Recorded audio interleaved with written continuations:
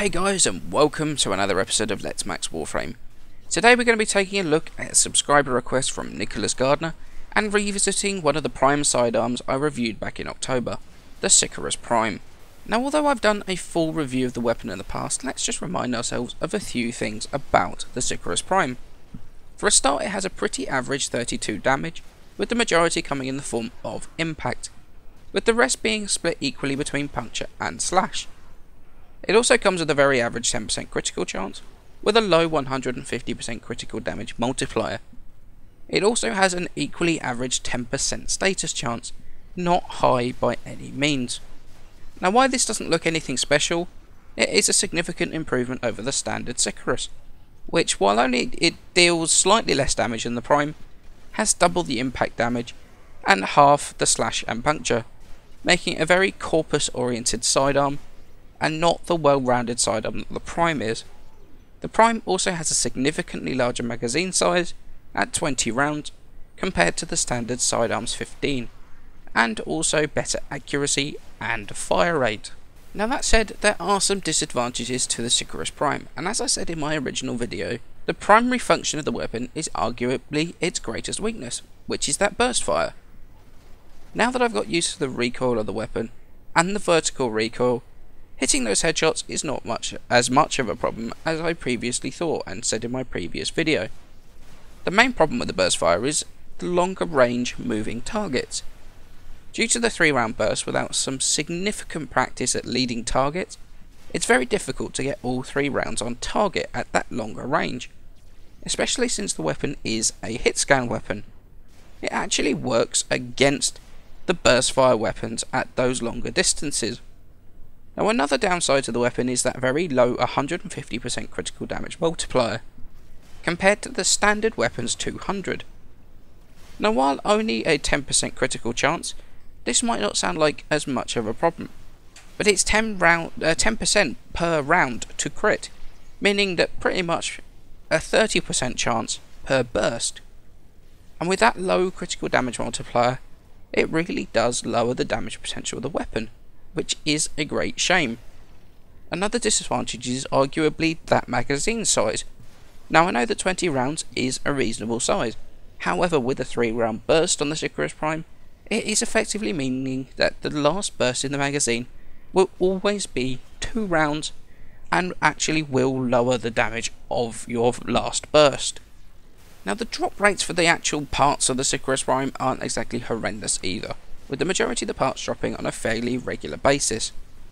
The blueprint has 3 locations it can drop from: Derelict Defense, Rotation C of Tower 3 Survival, and also in Tower 3 Sabotage. The barrel is probably the most difficult part to get, with it dropping from Tower 3 or 4 Exterminate, although that said, it seems to drop fairly regularly there as well. And then the receiver is in Rotation C of Tower 3 Survival, as well as in Tower 4 Interception at round 3 onwards. Now, the Sicarus Prime is one of the few Prime weapons that doesn't require more than 3 parts to be built. However, that is mitigated to some extent with the inclusion of a fairly hefty 10 Orokin cells in its construction. Okay, so now we've had a quick look at the stats of the weapon, let's take a look at how we're going to actually mod it. Now, it does come with 1V polarity as standard. However, we're going to add another 3 through former, for a total of 3 Vs and a dash. Now, we have only got 3 mods, but we're going to remain the same between all 3 of our builds. We've got Hornet Strike, Barrel Diffusion, and Lethal Torrent. Now, this build is going to be a sort of hybrid between damage and also with status. So with our Grenadier build, we're going to go with Convulsion, Heated Charge, and Jolt, which is going to bring up that radiation damage, and Pistol, Pestilence, and Frostbite for that viral damage. Now, as you can see, there is a 60% status on the weapon, but that is per shot. So if you think about it, every 3-round burst, you're pretty much going to get at least 1 status effect throughout those 3-round bursts. Now, having a look at our Corpus build, we're going to go with Convulsion, Frostbite, and Jolt for the magnetic damage, and Pistol, Pestilence, and Pathogen rounds for the toxin damage against the fleshier Corpus units. As for our Void build, we're going to go with Convulsion, Pathogen Rounds, Jolt and Pistol Pestilence to absolutely max out that corrosive damage. And we're going to put in Frostbite. Now, the reason I'm going with Frostbite rather than Scorch a bit more now is because I have noticed a lot more of the more shielded units in the Void. Things like diffusion mowers, they seem to be spawning more often.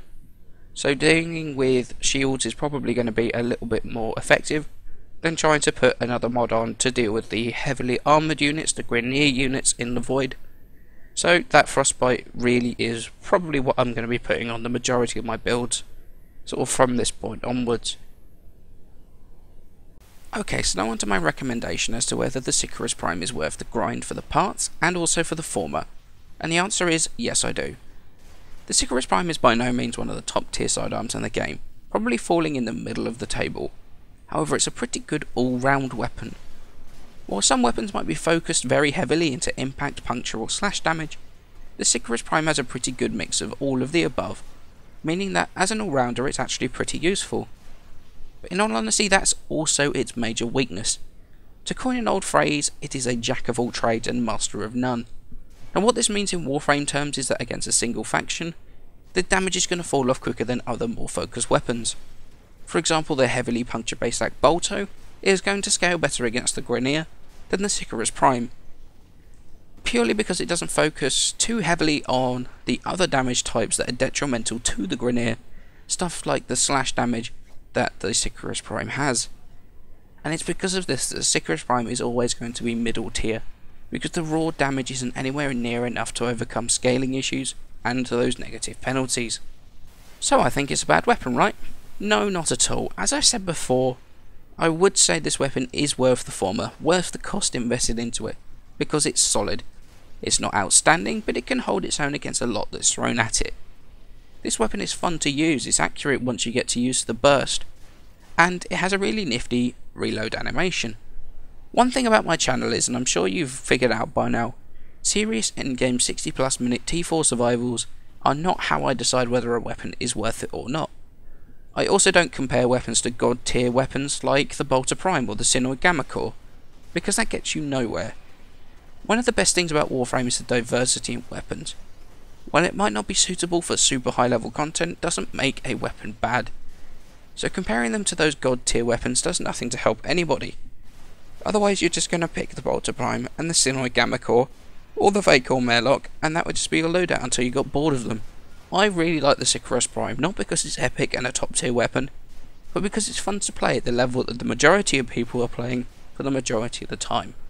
In which case, it handles itself just fine.